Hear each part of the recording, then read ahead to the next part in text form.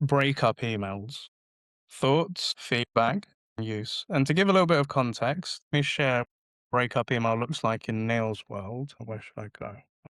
Little go into my sequences. So the contentious debate that I've seen on years for LinkedIn, breakup emails up there, they give people the ick that don't like them. Some people love them. I love them, but I'd love to know how other people are using them. So if I go into my prospecting and I go into one of my sequences, and here is one of my sequences. It's got a couple of steps, but as we go towards the bottom, I'll show you my breakup email. Now, some of you are either going to get icked by this, or you're going to laugh at this, or you're going to smile at this.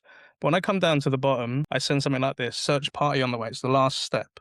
And I'd say, "Hi, George. I'm going to assume sales coaching isn't appropriate for you to close the loop unless I hear otherwise. If helpful, feel free to reply with one of the below. B is still my favorite. A, all set for now. No need. B, appreciate the persistence. Try me next quarter. C, completely buried. Timing slipped. Give me a call. Coffee emoji. And I put a nice little gify with somebody snowed in under an avalanche. And I can see some people smiling and hands are raising on this one. Happy selling. P.S. If option C is the case, I promise to keep it to 10 minutes. I'd love to get thoughts on how people are using them, or if they're using them, or using alternatives. And I'm going to come to Kirsten. Kirsten, thoughts? And then I'll come to Mohammed. I'm in the same boat as you. I love them. I think they're class. Adds a bit of humanity, I guess, into it, and just like breaks away from that awkward sort of sales chat, I guess. But I use it in loads of different ways. Like if I'm maybe in discussion with somebody and then it goes cold, I'll just kind of send. I've got two. I've got a picture of SpongeBob sitting with a coffee on his own, sad, which is a highlight, and then I've got the GIF of Homer walking back into a bush. That's a good one as well.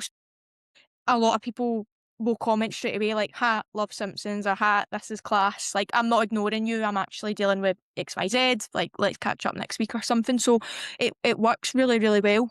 So I love them. But I'll also as well, if I'm maybe not getting anything, I'll always kind of send like a sort of last ditch email and be like, "Look, from our chats, clearly this isn't going anywhere. Not a problem. I'll close your file." And then it's sort of like a FOMO sort of thing, like, "Oh no, don't close my file. Like, I'm actually dealing with XYZ. I'm better catching up in a month or two." So it does work. It gets people to answer. I've not really had anything bad off the back of it.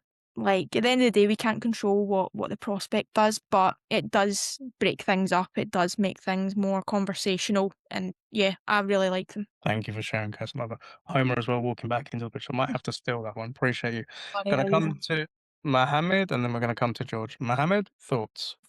I've never actually sent one. Fortunately, my prospects break up with me before I get to break up with them. So I guess that's a good thing on my sequencing. But I've actually had one myself. A recruiter tried to reach out to me when I was at my previous company. They sent out a few emails saying, "Hey, let's have a chat. New jobs in the area, this, that, and the third." And I just couldn't be asked to read the thing. And then he sent me one saying, A, if it's not for you, B, if now the timing's not good, or C, just get rid of this. And I put A. I was like, you know what?